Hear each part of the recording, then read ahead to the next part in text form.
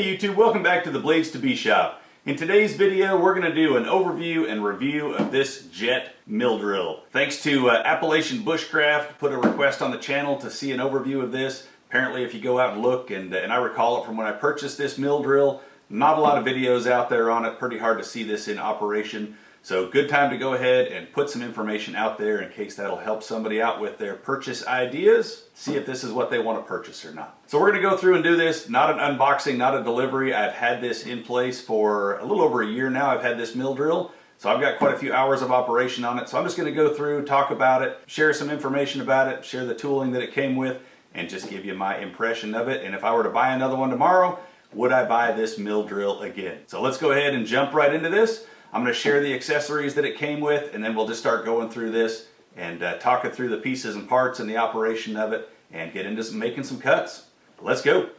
So one of the things that this mill drill came with is this universal vise, adjustable, cut some angles with it. I honestly couldn't tell you how good a quality this is or how it works. I have never used it. It doesn't feel very good. The jaws are very, very thin. It just doesn't feel like something that I would put on a mill, so I immediately purchased another vise from Glacern Machine tools, GMT. You're going to see that vise on the mill here in a little bit when we make some cuts. So this one I have never used. The other accessory that this mill drill comes with is it does come with a 3-inch face mill. You can see it's got some tools bolted in there. I think somewhere on the website now it shows the accessory it comes with is carbide. Those appear to be high-speed steel to me. Maybe those are, I just can't imagine those are solid pieces of carbide. Again, can't attest to the quality of it. I have never used it. To try to dial in and set the height on every one of these every time after you sharpen it just seemed like more time than I wanted to spend. So I immediately bought a carbide insert face mill. Also got that from GMT, and you'll see that here in a moment as well as we do some face cuts. So never used this one either. And the other accessory that the mill drill comes with is the drill chuck. So you're going to notice this is mounted on not an R8 arbor right now. That's because I did also purchase a keyless chuck to use with the mill drill. So I went ahead and just purchased a Morse taper arbor for this, and I use this on my lathe. It is a pretty decent chuck, nothing wrong with the chuck. I just wanted a keyless chuck on the mill drill. I do use this pretty regularly on the lathe, and again, the chuck works great. No issues with that. That's the one you're going to use on your mill drill. No reason to believe it wouldn't work well for you. So there's the keyless chuck that I purchased with that on the R8 arbor. This one is integral, so the chuck and the arbor is all one piece, so just runs nice and true. Been very happy with this. Again, this also came from GMT. So the vise, the face mill, and this keyless chuck I purchased from GMT when I got the mill drill. They've been working well for me. So those are the main accessories that I use with the mill. I've got some other ones. I mean, I do have a tapping head that I use on there to tap holes. I do have a collet set that I also purchased from Jet with a stand. So they're in 30 seconds from 1/8 inch up to 1 1/16. So I've got a set of collets that I primarily use when using this mill drill just to keep everything running true. If I don't have a collet the right size, then that's what I'm going to use the drill chuck. And again, we'll talk through that a little bit when we get to the features. There are some limitations with a round column mill in your height adjustment when you're in the middle of operations. So again, you'll see with the tooling where that comes into play if you're doing lots of different operations on the same piece. The other thing you'll see when we get into this is the hand tools. Let me show you that really quick. I've got a rack on the wall with the main hand tools that I use with this. So I try to keep the things I'm using most often close at hand. So I've got a clamping set up here for clamping things to the table. For the vise, I also have a rapid handle for the vise. This is a T-handle with a swivel that I purchased. That is for changing the belt. Really, it's really easy to change the belt on the motor side. You can do that without any tools in just a matter of seconds. When you need to change the other belt, you do need to undo that, and it takes a minute or so. We'll talk through that. But that's the tool that I purchased to make that a little bit easier. Just the key for that keyless chuck, screwdriver, and just the wrenches for undoing the drawbar. That's what the small one is. And then a couple wrenches for tightening up the T-nuts and the vise on there. So I don't have a power drawbar on here, so I am just using this wrench, 17mm wrench that I keep handy over here. And then I just have a brass punch that I hit on the top of that drawbar with to change things in and out of the spindle. Takes a little bit of extra time, but I find that that's pretty fast. Definitely not worth the investment for a power drawbar on this one for me. So that's kind of the main tooling accessories for the majority of the work on here. So let's go ahead and take a look at this machine, and then we'll start running through some operations. So we'll do a little handheld camera work here and give you a good look at the machine. There's your pulleys up in the top. You've got that little orange belt there for the power down feed. So again, that is an optional feature on this, but when you're purchasing it, I added X power feed later. You cannot add the power down feed at a later time. So if you ever think you're going to want power down feed, I would recommend you purchase that. That's what this whole unit is on the side. You've got a few different options. You've got 3 different speeds for your power down feed. We'll talk about that in a moment. And then you engage and disengage that right here. Got your X hand wheels with graduations. Y hand wheel, also with graduations. And the X power feed, I added this later, so you can order that with the machine. Price is about the same, and that is really something easy to add on later. So if you think you want power feed on the X, don't want to spend the money up front, super easy to add that at a later point and do that. I purchased this with the Newall DRO system on there. It's only 2-axis. It gives you a readout for X and Y. You don't have a readout for the Z axis. That's something that I guess you could add something on there onto the quill. But again, I don't have any type of a reading for Z. I'm just using that on the graduated collar right here. That's where I'm getting my Z reading. So probably not the most accurate right there. The other thing I will say about this is because it's a mill drill, you don't have adjustment for tramming the head. So it is just this one cast piece all the way in there. You don't have any way to tram that or lift that up and down or change it from front to back. And you don't have any pivot point on there to be able to turn that like you do on some other mills, like a Bridgeport style mill, and you can twist that, get some angle on the head. So with that said, we're going to check the tram on this, and I'll show you what that looks like, but there is not a way to adjust the tram on this mill. And then you got this 2 horsepower motor here on the back. And of course our round column.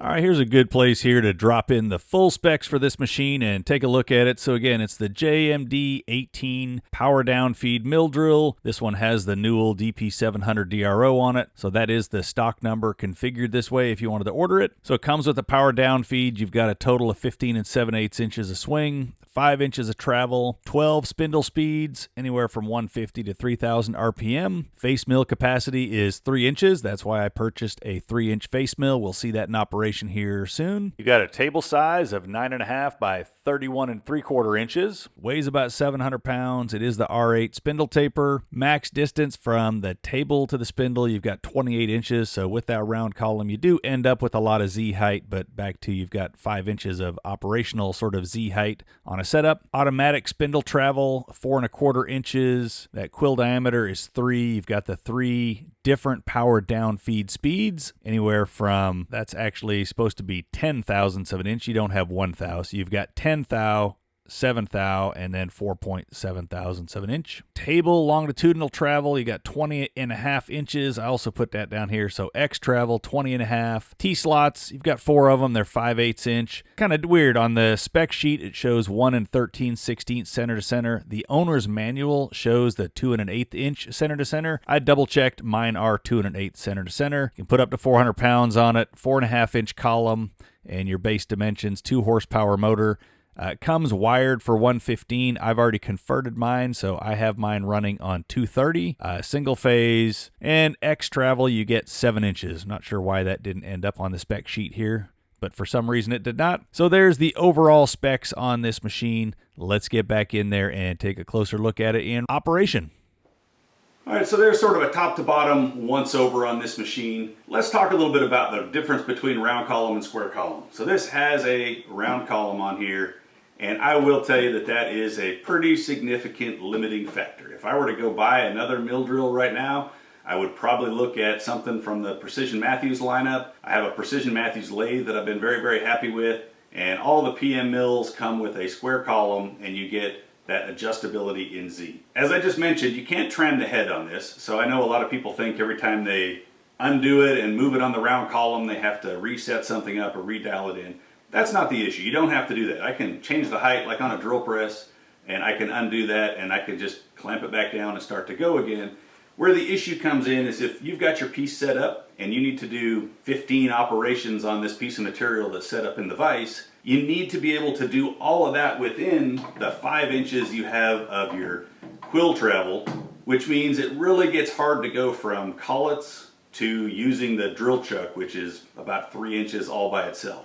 You don't have enough room in that 5 inches to transition from collets to the drill chuck without having to change the height. And then as soon as you change the height, then you will change the setup on the workpiece that you have in your vise. And at that point, you've got a couple of choices. You can either, well, your only choice is you are going to have to, put in your setup tool, your probe, your edge finder, whatever you're using, and you're going to have to refine the edge after you adjust the height every time.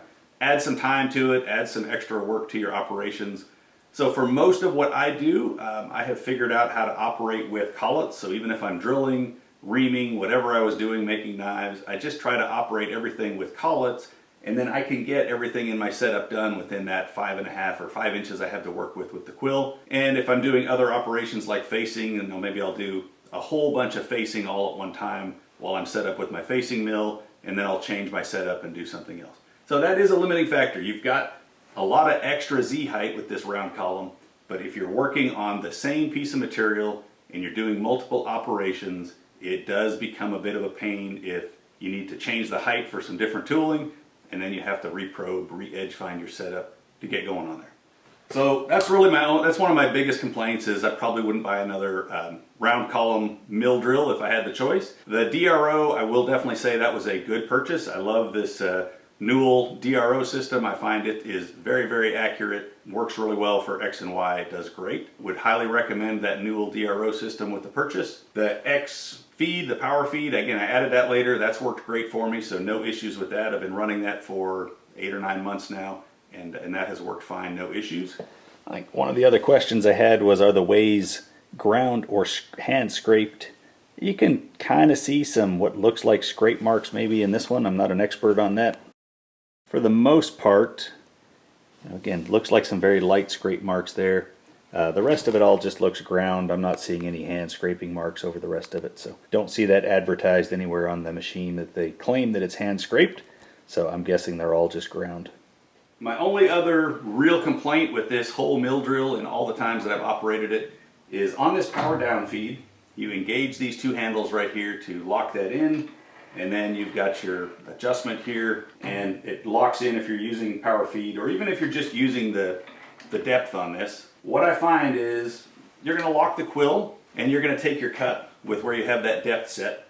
But while the machine is running, and you want to come back, you finish that cut, you want to unlock this, maybe take an extra 10 thou, and then lock that back in place again. What happens is the vibration during cutting will vibrate these handles over, and they unlock while you're cutting. It's not going to impact that cut, it's not going to change anything because your quill is locked, but where it becomes an issue is sometimes it vibrates enough and they're, just moves just a little bit, they're not going to lock back in. So then if you wanted to take 10 thou more, you're not going to be able to do that. You're going to have to stop, touch off on your part again, and then readjust it to 10 thou. So my fix that I put in place for that is I've just taken these little pieces of rubber. It was just some rubber gasket material, and I kind of fold those up into a little wedge, and I just go ahead and I shove those in there behind these. It's rubber, put one on each handle, and that locks it in place to keep it from being able to come unlocked and vibrate out while I'm in the middle of taking cuts. So again, when we're in here, when I have the face mill on, I'll demo that. I'll leave those without the rubber in there, and I'll show you that by the time we take a cut with that face mill, this will have vibrated and they'll be over here. It makes it hard to adjust your depth again accurately. So I just put these pieces in place. Round column, little issue with keeping the feed engaged. In a whole year, those are my only 2 complaints on this whole machine. It's fairly rigid, it works accurately, it has definitely served me well. So let's go ahead and check the tram on this head. Let's see what it comes with from the factory, especially since you're not able to adjust it. we'll check the tram, and then we'll go ahead and get the vise mounted on here, and we'll start taking some cuts, and you can see this in operation. All right, I think I have that lined up there well enough that all the way around we shouldn't have too much glare on the dial. You should be able to see that. Hopefully that's going to work well enough. Let me go ahead and bring this down, and I'll try to get that needle pointed at a good spot where we're going to be able to see it all the way around. I think over there is going to be our best bet. All right, I'm going to lock the quill. So I've got that locked in at 0.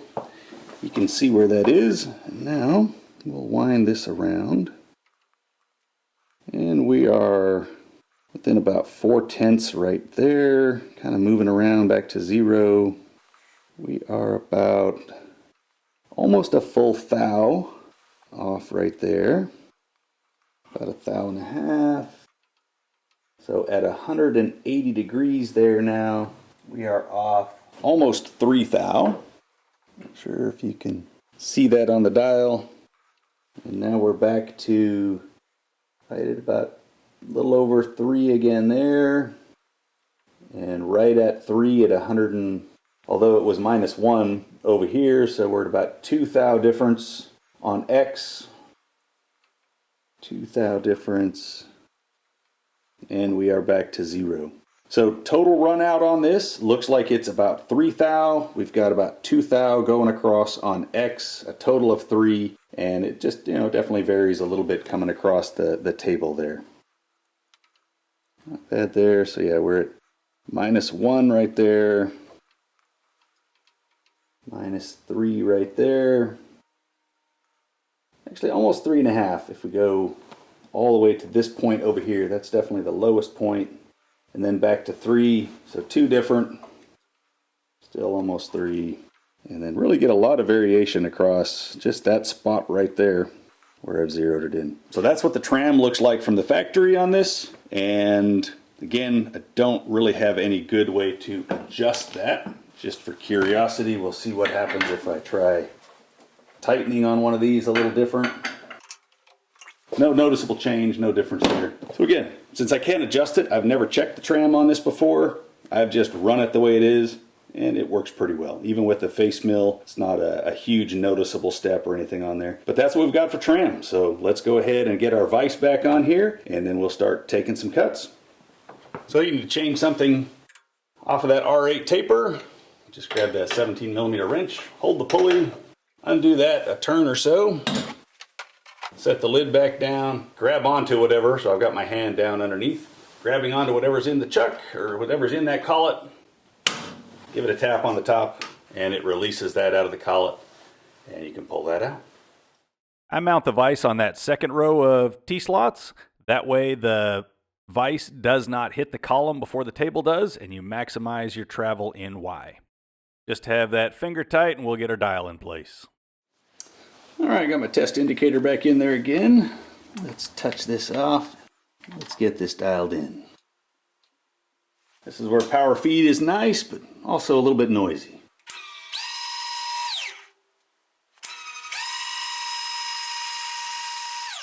Now when you're adjusting one side at a time, you're not going half the distance, you're going to go the full distance over on that adjustment.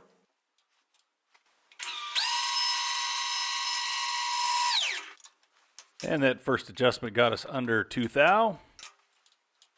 All right, I did the bolts a little tighter that time. You see that it moved the dial there. So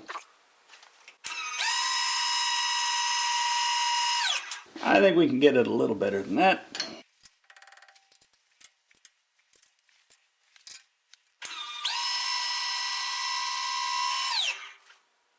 I think we're still out a couple tenths there. Let's try one. Go across one more time. Let's take a look. Yeah, we're still out about 4/10.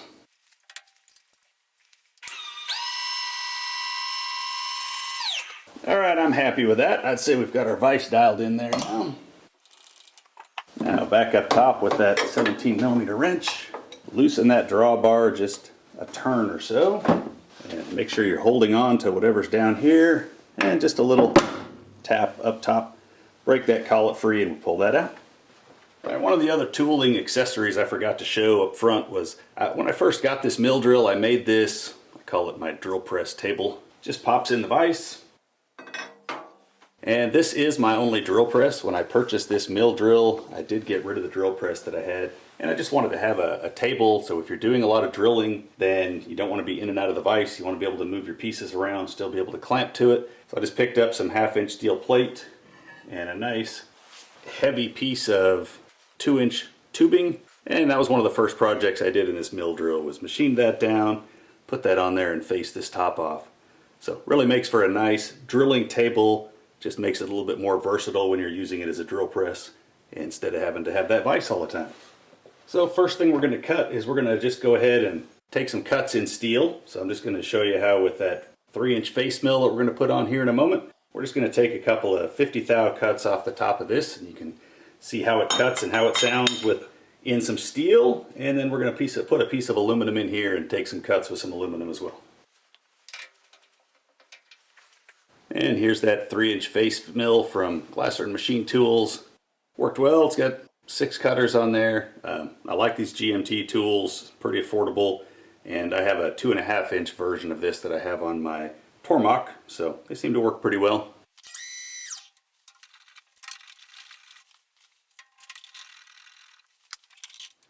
Alright, I'm going to leave this zoomed out and leave it pretty far away so you can just really see the machine moving. I'm going to try to get the camera so that it's going to be able to pick up on the power feed bars as well. So once I engage those, I'll show you how that vibrates out and impacts your ability to set depth on a second cut.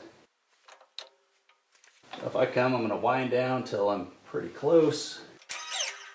Alright, we'll start that up and we'll touch off. We'll take a cut across there at 50 thou. Yes, if I leave the camera there, you should be able to see where these are going to vibrate out. Once we undo the quill, we'd have to go in there and set our depth again. But first, let's check the speed. I find that this face mill in steel runs really nice at about 350 RPM. And right now, let's check where we're set here. Got your RPM chart right up here under the cover, easy to get to. And they make that piece so that it slides in and out, so you can get the top opened up enough no matter where you have the head set. So it's not like you have to lift that all the way up to be able to change speeds. This piece slides in and out to give you enough room to open that around that column. So right now we're set at 3.6, so that's going to be 400 RPM.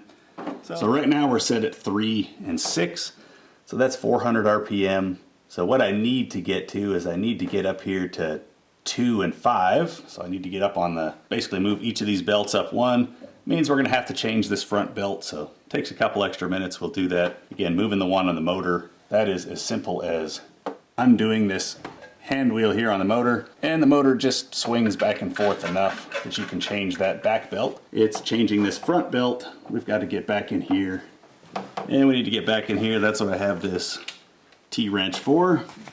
So we get back in here with this T-wrench, and we've got a couple of bolts that we need to undo on there to be able to move this pulley to change that one. That's it. I'll leave the camera set up. It should show most of what's going on. And then I just use a block of wood that I put in here to help tighten to get this belt nice and tight on the front side. So we'll go ahead and undo this. You can normally do this all from the front, but because I'm so tight against the wall over here, I find it's easier to go around the other side to get this second bolt undone. So I've got that back there, as long as you go to the small one at the back. So it's as easy to change the back belt. That one's already done. Now this front one is loose. Wind up to the smaller one there. And that's it. That's already adjusted as well. So now, like I say, I've got a block of wood that I'm going to put in here to put a little tension on that belt. And you kind of just use your elbow to hold the cover open. One hand on here to push that pulley back. And elbow's holding the cover open, and I got my hand on the T-wrench. Get that one tight. Belt's not going to move once you have one tight, and I can go around the other side and get the back side tightened up. And then just put a little pressure back on that motor, tighten it up.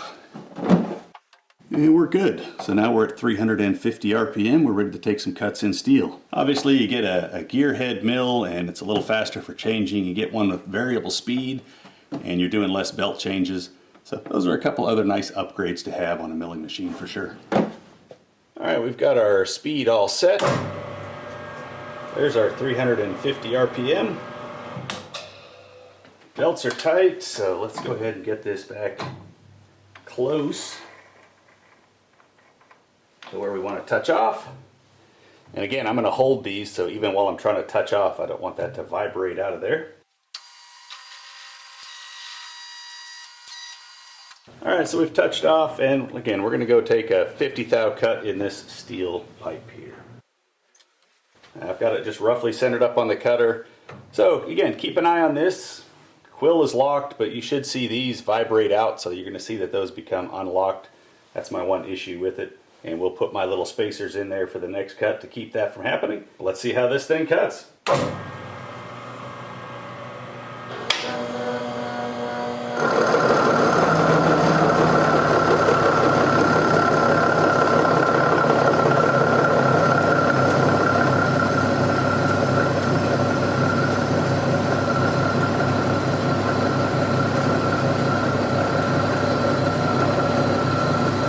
See, those have already vibrated out of there.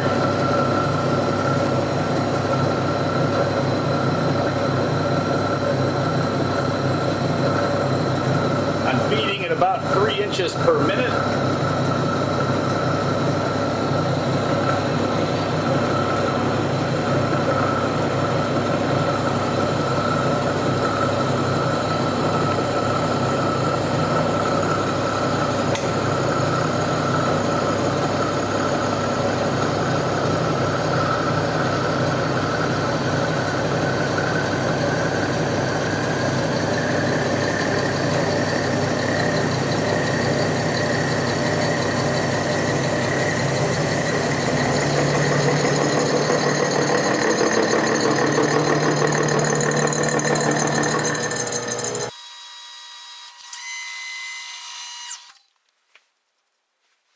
And you can see some decent chips that we're pulling off of there at a 50 thou cut, somewhere about 3.5. I started out at 4 inches per minute, and you probably heard it. It felt like it pulled it down a little bit, so I slowed that back.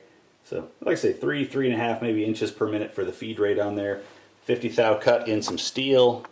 And let's see, we get the glare off of that. Yeah, pretty nice finish on that piece. Alright, so we've made that first cut. Now this time it happens, these are going to lock back into place for me. So when I undo this, I should still be pretty accurate in setting my next depth of cut. To set depth of cut on these, since you definitely have some play in here, you want to make sure you're setting your depth of cut off on the end. One of the other things, if you're plunging to depth on these, you need to make sure you give it time to spin to make sure that whatever pressure you're putting on this head, it always has time to then push back down after that and take your cut. So anytime you're setting your depth of cut, you want to set that off to the side. But like I say, if I'd left those unlocked, if I hadn't noticed, then as soon as I unlock the quill, that's going to pull up. You've messed up your depth of cut. You have to go touch off again. So that's why I put the little rubber spaces in there to make sure that I keep that feed engaged when I want to set multiple depths of cut. Alright, at this point I think we're going to go ahead and I'll show you the power down feed a little bit. So I'm going to put a drill in here, and we're going to drill a couple of holes in this using the power down feed, and then I'll put some aluminum in here. We'll take some cuts in aluminum and show a quick bolt circle on there as well. So here's where this round column can be a bit of a burden for you. So right now I've got about 1 5/8 inches under the cutter. So that was great for face milling. I wanted to keep it fairly close. I don't want to have my quill all the way down to keep some rigidity. But if I needed to face that off, and if that was to a specific dimension, and then I needed to drill holes, well, I'm going to have to raise my column on this round column right now. And when I do that, it's going to pivot this a little bit. There's no way to perfectly line it up. So if I had used an edge finder, found an edge on this, then I would have to repeat that process again after lifting it up. Not the issue that we're having, so I'm going to go ahead, pull this out. We'll raise this up a few inches so that we have room under the drill chuck. We'll put the drill chuck in there, and we'll go ahead and use power down feed and drill a couple of holes in here. To raise the head up and down on this is pretty straightforward. They just give you a tire iron. Got a couple of bolts here that you just undo these 2 bolts. And you come around on the other side and you just crank it up and down to the height that you need. Alright, so to use our power down feed here to drill a couple holes, we've got our choice between 10 thou per revolution, 7 thou per revolution, or 4.7 thou per revolution, or just under 5. So we're going to go ahead and use the smallest of those, 5 thou per revolution. And this is really great for if you're drilling a lot of holes, if you're using a boring head, this is where power down feed really comes in handy. So we're just going to punch a couple of holes in here just to test out this power down feed. So once you have it set, you'll notice now that the hand wheel is locked. Now that's not going to, as opposed to when that's in neutral, that's free flowing. So now this is locked, and then as soon as we engage this, it's going to automatically pull that power down feed down. Other thing to be aware of is, I think on the newer ones they made the handle so that it folds in and gets out of the way. So that is going to be moving the whole time. You want to make sure you're not catching that on sleeves, material, or anything else. Hair, obviously. So just notice anytime you have your power down feed engaged, that wheel is constantly going to be turning.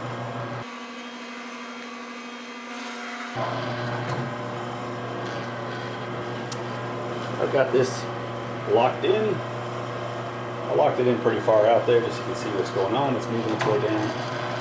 Or we can go and touch off on the piece and lock that in.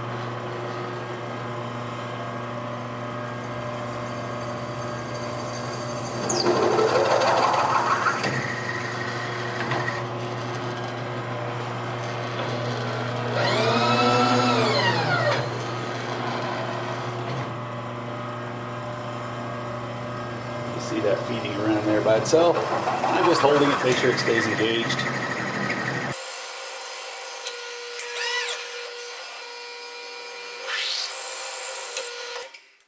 And that's it. There's a little power down feed in action. Just punch those 3 holes there in no time. I find that 4.7 thou per revolution is, it's pulling a pretty good chip out of there for drilling. So for drilling, I wouldn't go much more than that.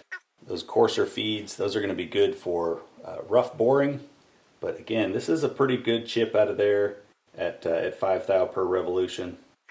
Haven't really tried going much harder than that for drilling holes. Alright, so we're going to switch over to aluminum, so I need to go a little bit faster, so I need to switch over to the other configuration of my belt. So this time I need to pop this belt all the way off, get both of them off, and get this one underneath to get to my faster speeds. So for the face mill in aluminum, I want to go 850 RPM. So 850 is going to be 1/6. So I need to get this belt now on the top, and then I need to get, basically I just need to exactly reverse them from where they are right now. So I need to get 1 and then get 6 going back to the motor. So we'll go ahead and get those flip-flopped right now, and then we'll be set up to cut some aluminum.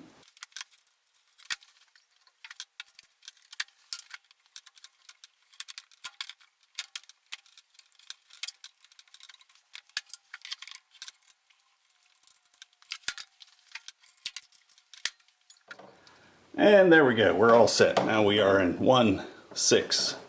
Alright, so I've got a chunk of aluminum in here. We're going to take some 100 thou cuts off of that. I dropped the head down a little bit lower again to get our face mill fairly close so that we didn't have 2 inches of the quill coming out for taking these cuts. We're going to take some 100 thou cuts off here, and this time I am going to go ahead and insert these little rubber pieces that I've made to make sure that our feed lever does not become disengaged during the cut. And it'll make it a lot easier for us to set our depth of cut on future ones. Now, I also, because I'm locking this in place, I'm going to make sure I go and I set my power feed back onto 0. And I can double check that that's working because I can spin that by hand, it being locked in place if I wasn't. Get these shoved in here. Alright, same thing. I'll leave this zoomed out a little bit on the first cut. You can really see everything that's going on, and then we'll zoom in and watch some chips fly a little bit more on the second cut.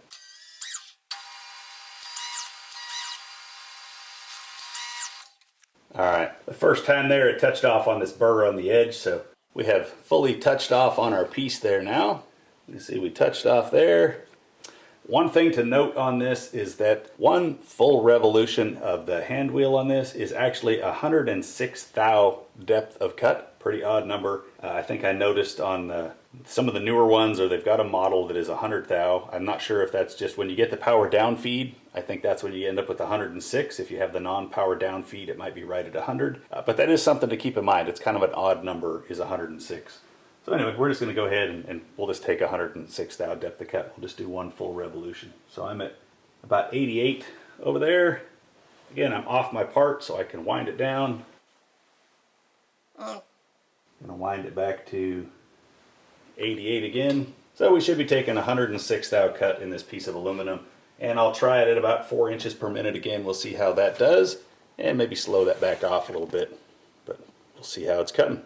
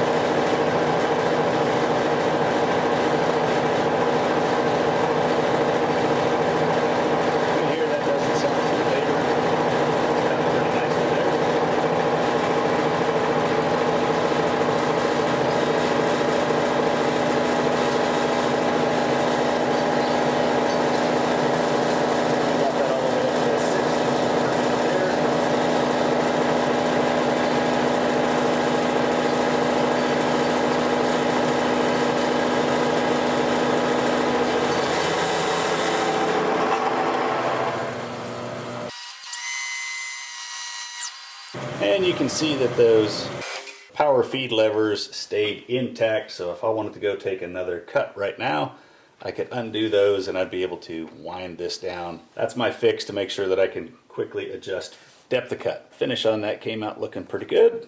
And you can see the reflection of my cabling there in the top of the part, so yeah, pretty good finish on that for sure. And we're flinging lots of chips all around the shop with that. So again, cuts aluminum very nicely. So that's a face mill. Let me go ahead and put an end mill in there, and let's cut a slot down here like we're cutting a keyway, and then we'll drill a couple holes. We'll show you what the bolt circle looks like on this DRO. I know I really haven't shown the DRO too much on this video, but we'll go ahead and knock out a quick bolt circle on here, and then we'll wrap this up. All right, we'll change it up here a little bit for this one. So done the face mill. Now we're going to go ahead and cut a slot in here like you're cutting a keyway. So I've got a 3/8 carbide cutter in there. Can run that at a full 3,000 RPM. Should be able to feed that at about 5 or 6 inches per minute. We'll see how it's cutting. And I'm going to cut it a full 3/16 deep as if you were cutting a keyway. So I'm going to touch off, back off of there, wind my depth down to 187.5 thou to get my 3/16. And then we'll run across and we'll cut a slot in there.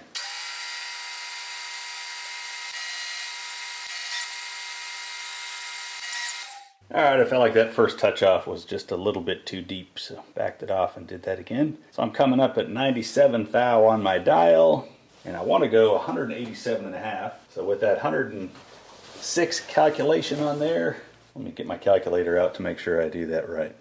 So I'm at 97, so that's going to be 9 thou when I hit 0. So there's 9 plus 0.106. It's going to be 115. I'm going to come all the way around again to 0. So 0.1875 minus 0.115 equals 72.5 thou. So I need to go another 72.5. Alright, that's where we'll lock in our depth. So you can see where that 106 on the dial can get you doing a little bit of extra math. Alright, I might give it a little WD-40 just to make sure I don't get any chip buildup on my cutter here.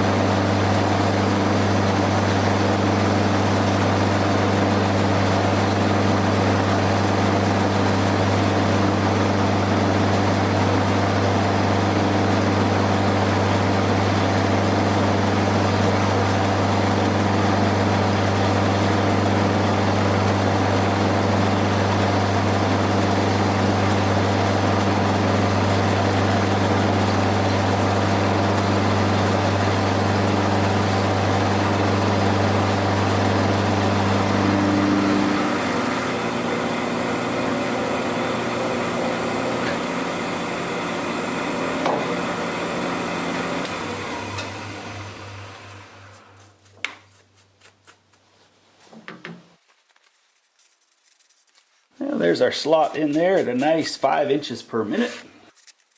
I think that cut just no problem at all. Alright, so the last thing we'll do here just for fun is we're going to drill a little bolt hole circle around there. So let me change the camera angle and we'll drill an 8-hole bolt circle, which should give us 3 holes on each side of that slot. I don't know, we may cut a hole in half. We'll see how that works out. Kind of a small diameter, but we'll line it up for 8 and we'll see where that puts us, and we'll just drill 6 of them.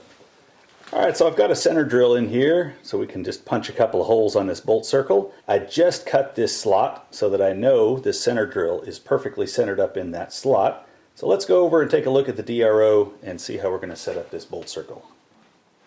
Alright, so here's a look at this DRO. So the first thing that I want to do is, I know that I'm zeroed on my y-axis because, again, we just cut the slot, so we know that's right in the middle. So I want to make sure that I zero out my y-axis. I've just randomly picked a point on the x-axis that I'm going to call close enough to the middle, so I want to make sure we zero that out as well. So now I've got my center of my bolt hole circle is essentially what I'm telling it right here. So I'm going to go ahead and hit the function key, and it's already on bolt hole circle. That's what I used last time, but if it wasn't, you just use the arrows to change through what you want to do. So we want to do a bolt hole circle. So bolt hole circle center, I'm going to agree with that. I've already zeroed out my X and Y, so that's the center of my bolt hole circle. The diameter, right now this is a 2-inch wide piece of aluminum. I'm going to do a 1.75, 1 3/4 inch bolt hole circle. So I'm going to punch in the diameter I want for the bolt hole circle. Number of holes, again, we're going to try 8 holes. I think we're going to end up only cutting or drilling 6 of them. I'm going to try to leave the 2 holes on the slot opposite, so we should end up with 3 on top, 3 on the bottom. So we're going to go with 8. And the bolt hole angle, I do want 0. So this is where I can decide anywhere around the diameter of that circle, where do I want the first hole to start. So if you had a drawing that said, the first hole had to be up here, or maybe you're only drilling 1 hole and you need it in a certain place at a 45, but I want it 0, so that should put 2 of the holes in line with the slot that we cut, and then we're just going to drill the other 6. So leave that at 0 and go. So now it tells me that for hole number 1, I would only move my X, and I would just go 0.875 directly off to the left or the right of X. But we're not going to do that hole. We're not going to drill holes 1 and 4. So let me go to hole number 2, and that's going to tell me exactly where to go to put in hole number 2. And I'm just going to move X and Y and go the right direction until I get that to 0.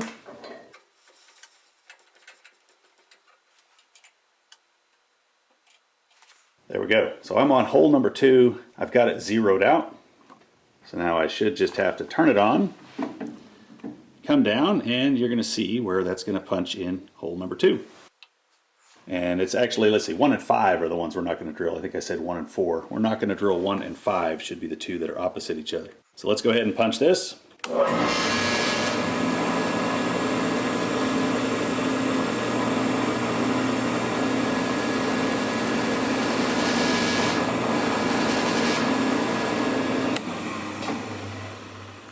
So we've got our first hole in there, and I didn't lock the cross slides in so you can see it, just the vibration. We moved a few tenths as we were drilling that. But we're going to go now to hole number 3.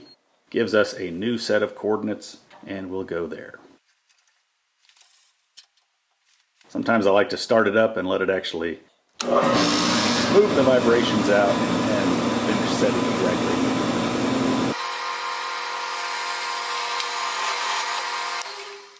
We're just going to continue along.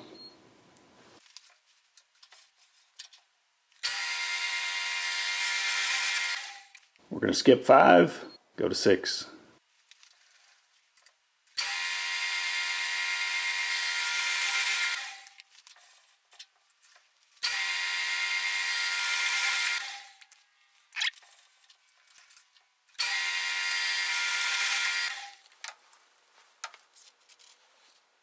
And there you have it. So we've got our 3 holes on the bottom, 3 on the top.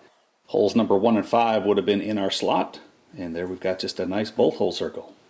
And when you're done, just hit the function button again, and your DRO is back to where you had it set before. So you can just wind it back to your 0, 0 and it won't have changed your 0 point at all. So it's just back set up how it was, and you can see that that puts us back into, the middle of the circle. And there's our couple of test pieces. So 100 thou cuts in aluminum, cut a slot 187 thou deep, drilled a bolt hole circle, some steel, took 50 thou cuts off of steel with a 3-inch face mill, used the power down feed to drill some 1/2-inch holes in there, and just went through the rest of the functionality of this milling machine, including the DRO. Well, YouTube, that's a wrap on another video here in the BladesIIB shop. Hope you enjoyed learning a little bit more about this Jet mill drill, and if you're looking for a mill drill for your shop, looking for a small milling machine for your shop, hopefully this gave you some insight into what you may want to choose. As I said at the beginning, if I was going to go buy another milling machine tomorrow, I would sure love to get one with a square column and have more adjustability in Z without changing my setup. But the reality is, I'm not putting this one up for sale. I'm not ready to send it out the door just to get the square column. So I have learned to operate with this round column machine, and it has truly worked well for me. It is nice and rigid. It will take some pretty heavy cuts. A lot of times with the ones with the square column, you're into a smaller machine, less horsepower. So it really comes down to what you need in your shop, what you're going to be doing with it, and what's going to work. But I will tell you that this Jet mill drill, it has served me well, and it is a nice machine. It's what I use for all my drilling. I don't have a drill press. I use a Tapmatic tapping head with it. I've done some boring with it with a boring head. You saw me go through and take some heavier cuts today. Saw the DRO capabilities with the bolt hole circle. So it really is a nice machine, and it has served me well in the shop, and I'm sure it's going to serve me well for years to come in the future. Hey, if you like the video, go ahead, hit that like button. If you like the channel, great time to hit subscribe on it. And thanks again to Appalachian Bushcraft for the suggestion on this video. Hopefully this gives you a little bit more insight that you were looking for into this Jet JMD-18 Mill Drill. Until next time, I hope you're out in your own shop working on some of your own projects, making some chips, like I've got a pile of to clean up around my shop right now. And I'll be here in the BladesIIB shop working on another video for you. Got some exciting stuff coming up. I just received a Pearson work holding system, so I'm going to be putting together some pallets and everything for my CNC machine. So should have some great videos coming out for you on that. And also, I've had an interesting month-long experience with my Grizzly surface grinder. I made a couple of electrical errors in reading instructions. So should be some interesting videos coming up there. I'll share my mistake, maybe save you some pain if you're ever trying to wire 115 over to 230. And also just do a full review on that Grizzly 5963 6x12 surface grinder. So some great videos coming up. Hit subscribe, ring the bell, you'll know when those come out. And until I get that next video out, y'all take care.